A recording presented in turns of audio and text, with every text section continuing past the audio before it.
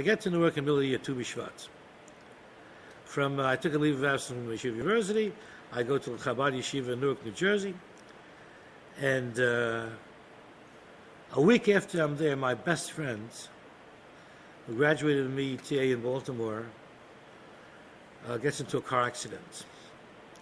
And he's in a coma. And I find this out Friday afternoon in Crown Heights. I'm there a week in Lubavitch in Yeshiva. My best friend is in a coma on the side of the road between Baltimore and New York. And I'm very upset going into Shabbos. And my newfound friends, the Chabad people, so I'm still working this out. Basically, I gave Chabad a 2-week probation. If they do it for me in 2 weeks, I'm going to stay. If not, I'm going to go what I'm used to. It was hanging out in Greenwich Village and doing that scene. And there was before the hippies, beatniks. We're playing the bongos, reciting poetry, stuff like that. Saying L'chaim with Goyim. But anyway, the thing is that I was going back and forth for like a year between the village and Crown Heights. Fabregas, which I understood not a word because I didn't understand Yiddish. But there was a certain powerful magnetism there. Obviously, something transcendental, something special. It was a great drug. And so I said, okay, I can always drop out and hang out in the village. That's easy. But to go to a yeshiva where they learn for hours, they really did that. It was play basketball through high school, but not so much. It was in class. So I went for 2 weeks. And then in 1 week, boom, my best friend. We were 3 best friends, me, Bailey, and this other guy. So the newfound Chabad friends say, tomorrow's a Fabrengen, no problem. After the Mimer, at this Hasidic gathering the Rebbe presides over on Saturday afternoon 1:30, like let's say an hour and a half, 2 hours into this gathering, then there's a line that forms to his left, and people come with a bottle, with a little shot glass, and they ask him personally for a blessing, for whatever. You also could do that. I said, I don't speak Yiddish. They said, he speaks 70 languages. I don't know, I didn't count them, but anyway, that's what my new friend said. But English, he's been here for a while. I figured you got to speak some English. So that's what happens. But the next day, at let's say 2:30, 3 o'clock, I'm fourth in line to do this. My first time speaking to the Rebbe. I'm here in this new milieu for 1 week of my life. I'm like 19 years old. So something strange began to happen when I'm fourth in line to speak to the Rebbe for the first time in front of 1,000 people. Like when you have a clicker, a remote for the TV, there's the volume button. And it seemed like someone clicked the volume button down 1 notch when I got to be number 3. So the singing, I saw their lips moving, but the sound began to recede. Then I'm number 1 to go, and someone pushes the mute button, and I don't hear any sound. There's just maybe 10 steps that separate me from him, and and what happened before this was at least 3-4 people told me the same thing. My father said, when 2 people tell you that you're drunk, even if you didn't say L'chaim, you got to lay down. That's an old Yiddish. So I said, this is beginning to sound like a cult. Why do I have to memorize what I want to say to him? My best friend is Avram Moshe ben Chana Rochel. He was in a car accident. He's in a coma. I need a blessing. That's the whole message. I can remember that. Why does everybody memorize what you want to say exactly? What is that about? No one answered that question for me. Nobody. And I told other people about it, and they said, yes, a good idea. No. Anyway, now it's my turn. So I go up to the Rebbe with my little cup of wine, and I was ambivalent. How should I don't want to tap him on his shoulder. I want him to recognize that he's listening. Nobody pushed the mute button for him. He hears the music, the song, singing for 1,000 people. It's loud. So I figured I'm just going to begin to talk to him. I'm right next to him. He hears somebody talking to him, but he can't hear me because I'm speaking in a regular voice. So he turns around to me, and he goes very loudly, "Ah!"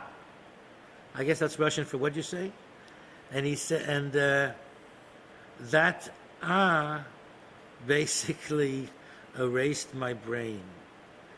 I went blank. I forgot my friend's name.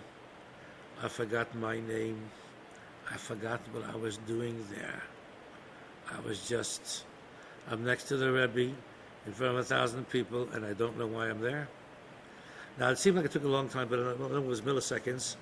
And so I just started shooting out anything I remembered. Avram Moshe B'chana Rochel. He's going to call me in the hospital side of the road. He's my best friend, I need a bracha. So he looked at me like he didn't understand me. So I thought for a moment maybe he doesn't understand English. This is getting to be really difficult. But finally he says to me, about whom are you speaking in perfect English, grammatical English? Heavy accent, but grammatically correct. So the good news is he understands English. The bad news is he doesn't understand me. I just told him the whole thing. I told him the name, to hack me the Hebrew name and the mother's Hebrew name, and that's when he would get a blessing. And I did the whole thing and told him everything. And what does it mean about whom are you speaking? I don't know what to say to that. I don't know how to answer that. So I just said again the Hebrew name, Avram Moshe B'chana Rochel. Now, if you notice, if you ever got a letter from the Rebbe, on the top left-hand part was the stationery in English, Rabbi Menachem M. Schneerson, yada yada, and on top is typed your last name and the city you come from, Schwartz, L.A., whatever it is. So he looked down. I thought it was like a couple, 3 minutes, but it was actually a few seconds. He looked down away from me when I said the second time, Avram Moshe B'chana Rochel. I thought maybe I didn't say it. I had a moment of doubt, but I did say it. And he's looking down at the table, and then he pops up like he goes, like it. He didn't say aha, but it was sort of like that kind of movement. And he goes, Lustman from Baltimore. Now that's talent. When I was 15, somebody gave me a 2-volume work, the Lubavitcher Rabbi's memoirs, and that tzaddikim are flying through the air doing miracles, and it's all rosy. And I thought one of two things: either they're lying, and that did not happen, or that happened 100 years ago, was a tzaddik and who could do any, miracles. But that, I mean, come on. If somebody lives today and is right next to me and could do that, I couldn't believe it. And it seemed to me like he just cut to the chase and said, listen, don't give me two weeks probation. You're here to stay forever. You're done. Over. Bye. That's it. Okay, are you up? That's it. And I've left. So Lustman from Baltimore is the Rebbe's methodology of putting in his correspondence the top left-hand corner of his stationery. Lustman is the family name. Baltimore is where he was from. That's how I know him since before his bar mitzvah. And so that's how he related to it. I was thinking about Lustman from Baltimore, and he pulled that out from under his yarmulke. And he got that. So what's interesting about that is another addendum to the story, and that is I had a 40-year reunion from my high school. And Lustman was there, and I told this story. He was in my graduating class. We went to YU together, 11 guys from TA went to YU. They called us the Baltimoreans. So I'm telling Lustman, I'm telling this story in front of, all the 60 guys from our graduating once upon a time 40 years ago. And Lustman reminds me of the part I didn't tell, I forgot to tell. 2 years later, Lustman is back in college. He's fixed up, his bones broke, whatever. He's got a new set of teeth, the whole thing. And I say to him, because Itchy Springer told me to this idea, this was my rabbi, to not just come to the Rebbe with problems and asking for a blessing. Thank him when things go well. He gave you a blessing. So I said, listen, Lustman, you were in a coma. You almost died. Now you're walking around and you're no residuals and you're going to school to be a dentist like you wanted. So come thank him. Yutas Kislev that year, big Fabregan. I took him over to the Rebbe in front of the whole crowd at this big gathering of the Rebbe. And I said the same thing. I got so flustered. I said the Rebbe, this is Avram Moshe B'chana Rochel, and he wants to. and then you gave him a blessing. He was in a car accident, etc. And the Rebbe looks at him, and then looks at me and smiles, and says, "Lustman from Baltimore." Now, in case I thought, and I did actually, I was Maharach Rabbi.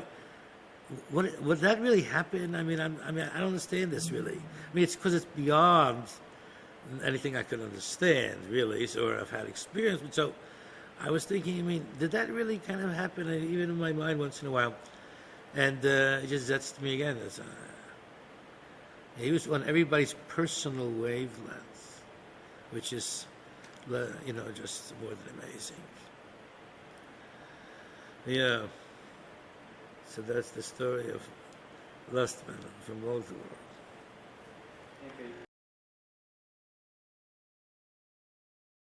Name and your mother's Hebrew name. So I went up there. I didn't know what the all I said was Avram Moshe ben Chana Rachel. And the Rebbe looked at me. We were like this together. And he looked at me and said, "Lustman from Baltimore. How are you feeling?" He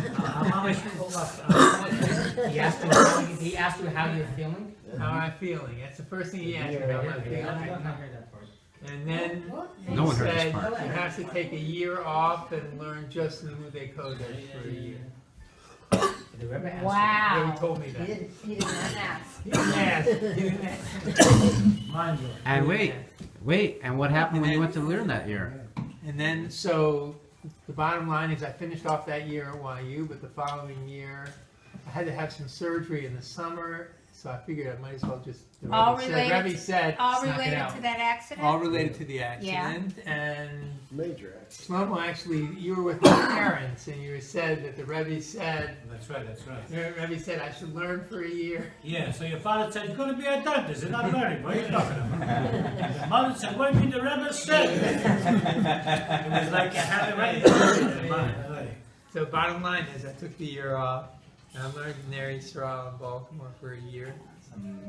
And you met. That year, I met Elsa, I met my wife.